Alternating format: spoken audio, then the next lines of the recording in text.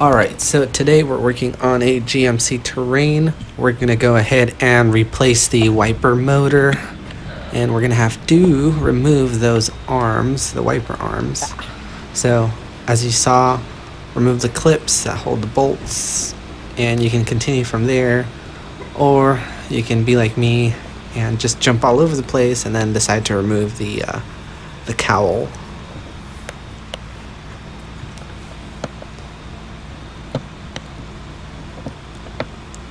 Now these things are pretty stubborn. There is an actual tool, unless you have a really slim flathead screwdriver, then it typically works for the most part.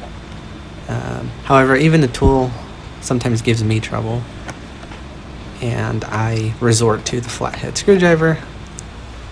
It is very convenient since I typically have it on hand and don't have to go running around looking for some other thing.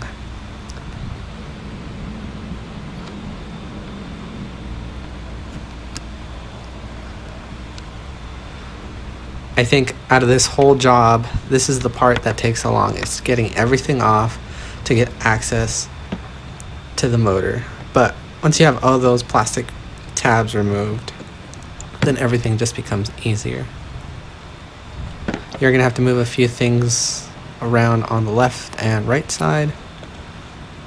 See that clip right there? They decided to throw that in there, so that's kind of where we're at right now.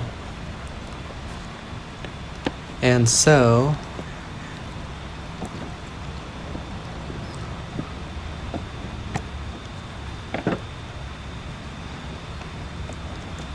there's that one. See, annoying little tabs. They are quite annoying. All right, now I'm gonna go ahead and loosen the bolt. Typically this is 13 or 15 millimeter.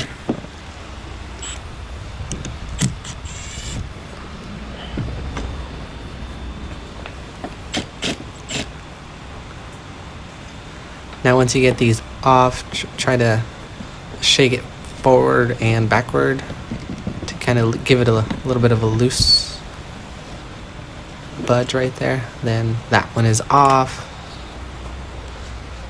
Now you go and do the same thing with the other one. It might be helpful for a lot of people to put the hood down and then do that, because it'll give you a little bit more flexibility in movement. After that, we're finally going to start removing the cowl to get access to the motor. Luckily this one's readily accessible, so it's not as bad as some other vehicles. It's just pretty stubborn. Don't be afraid to pull on it, as it has other little tabs that just kind of click into place. You'll feel it, obviously, but just don't go crazy, because people tend to go crazy and then we have broken plastic, and that's where things get a little bit out of hand. Alright, so see, that's off. Now, I don't pull it straight up because I know that the windshield washer fluid lines are right underneath. But once I do get it completely loose, then we have to disconnect those, and you'll see them. See, there's one right there. It's typically just one that runs in series to the other one. Luckily this one has a disconnect point right here, so makes everybody's job easier. It just takes a second to kind of wiggle it off. Alright, so that's off. Now I can remove this cowl out of the way. Yeah, so if you have this off, then we're already halfway there. See, the motor's right there. Typically it's held on by 3 bolts, and in this case they are 10 millimeter bolts. There's one on the left, one on the right, and one in the middle.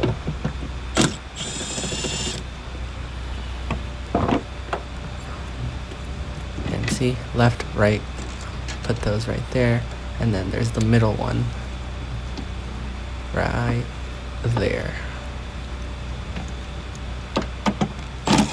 Alright, now once those are off, also don't go ahead and pull on it immediately, because the harness connector is right there. but it's an easy removal. Just move it enough to where you have access. It's typically a click on tab on the upper side. But right here, I'm going to go ahead and just disconnect the motor from the assembly itself. And see, so I can remove that mechanism off to the side, and then I'm just going to go ahead and disconnect it. And we are going to have to remove that afterwards. So here, this comes off. And now I have to remove that center arm. So here we go, one nut holding it. If you do have a vice clamp, then that'll help you a lot. Here we kind of had to wiggle it and smack it around a little bit. There we go. That is off. And that is gonna have to go on the new or remanufactured unit that you are installing. Make sure to keep the washer and the nut.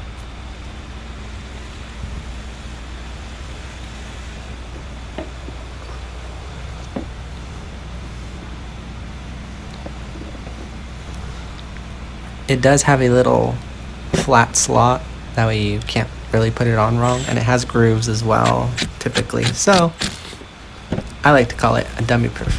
But someone always manages to do something to where we can still mess things up. Alright, I'm gonna put this on there, hand tighten these guys, and then set them down. I really love this tool, I swear, it's so handy. It does have 3 settings, and does actually no, technically it has 4. It has this really excuse me. It has this really light one where as soon as it feels any tension, then it'll stop, which is kind of nice.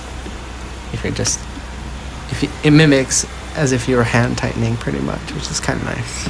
And then it goes 1, 2, 3. All right, I'm gonna connect the motor back and then turn it so I can sit it down where it's supposed to go, and then put the 3 bolts that hold it. Here's the one on the right, the one in the middle, and the one on the left. And then tighten those up. We're gonna reinstall the cowl while connecting the windshield washer, feed hose, and then click all our tabs back in, and then we are pretty much set. It's a pretty easy job. The power tools, or the electric tools, just make it a whole lot easier. Alright, slap that cowl on there, don't clip it, install the hose, set everything, and pretty straightforward. So I'm gonna head out. If you do need a visual, here it is, as best as I can give it. And thanks for watching.